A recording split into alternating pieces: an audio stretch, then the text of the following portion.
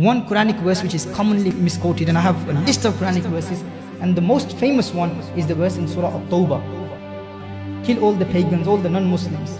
So when someone recites this verse of the Quran, this confuses young people. You know, all these radical Muslims that we have today, on the name of jihad, they end up killing people, their own Muslim brothers and non-Muslims. These are the Quranic verses that are presented to them. These are the verses of the Quran that they recite. Those who invite them towards this version of Islam, alayyazu billah, this version of Islam against which the Prophet ﷺ warned us. The Prophet ﷺ told us about these people, that these people will exist. Rasulullah ﷺ described these people. The Prophet ﷺ said they will recite the Quran. These people will remain in my ummah. These are the hadith of Rasulullah ﷺ, Sahih Bukhari hadith.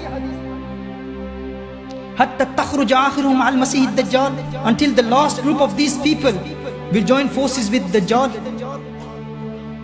Jadidul asnan wa sufaha'ul ahlam. They will be young, passionate people, but they will be brainwashed young people. On the name of Islam, they will kill people. Do we not see that? And now we understand why people deny the ilmul ghaib of Rasulullah sallallahu alayhi wa sallam. When people say the Prophet sallallahu alayhi wa sallam doesn't have the knowledge of the unseen, why? They want to hide themselves. The Prophet sallallahu alayhi wa sallam mentioned each and every one of them. If they say he has the knowledge of the unseen, people will believe in the Prophet sallallahu alayhi wa sallam. Prophet sallallahu alayhi wa sallam depicted each and every one, showed the picture of each and every one, how they will look, where they will come from. But the problem is our young people are away from their tradition. We do not know anything about our tradition. It's important that we study the Quran, when we understand what the Quran means, when these verses of the Quran are narrated. Now, this Quranic verse is quoted out of context. Again, this is a common practice of these people. They do this, they do not give the tafsir of the Quran, and they do not teach the context of the Quran. And this is why many young people, when they say, oh, non-Muslims, we must hate them, they have nothing to do with this kuffar, they are enemies of Islam, we must kill them. Why? The Quran says that. The Quran doesn't say that. What does the Quran say? Read the complete verse. Allah says, فَإِذَنْ صَلَخَ الْأَشْهُرُ الْحُرُمُ فَاقْتُلُوا الْمُشْرِكِينَ حَيْثُ وَجَدتُّمُوهُمْ وَخُذُوهُمْ وَاحْصُرُوهُمْ. Now all of this is Quran. So what they do? They just recite one Quranic verse from Surah Tawbah. They recite Surah Tawbah verse 5 and they ignore verse 6 of Surah Tawbah. Look at the context of this Quranic verse. There was a peace treaty between Muslims and non-Muslims. There was a peace treaty which was violated by the non-Muslims, and the non-Muslims were attacking Muslims. They violated the peace treaty. For that time in the battlefield, Allah Jalla wa Ala says, oh beloved, these people who are in war against you, these people who are in the battlefield attacking you, kill each and every one of them. Every army general would say that to his army. Who wouldn't say that?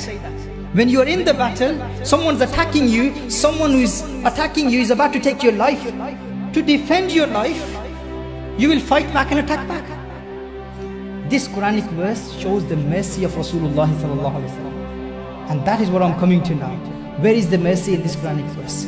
One is, Allah Jalla wa Ala says, when they attack you in this battlefield, attack them back and do not allow them to kill you. If you apply that for today, it's not for today. It's not for our time. That's one thing. The other thing, Allah Jalla wa Ala says, وَإِنْ أَحَدٌ مِّنَ الْمُشْرِكِينَ اسْتَجَارَكَ فَأَجِرْهُ حَتَّى يَسْمَعَ كَلَامَ اللَّهِ ثُمَّ أَبْلِغْهُ مَأْمَنَهُ ذَلِكَ بِأَنَّهُمْ قَوْمٌ لَا يَعْلَمُونَ. Allah Jalla wa Ala says, and during this battle, if any one of them seeks asylum, if they seek your protection, then what is the hukam? Allah says, give them protection. Give them protection. Not only that you give them protection, let them listen to the kalam of Allah. Let them listen to the word of Allah Jalla wa Ala. And then after that the hukum is, take them to a place of security. Take them to their peaceful place. Ma'manahu. Take that person to his peaceful place. And take him how?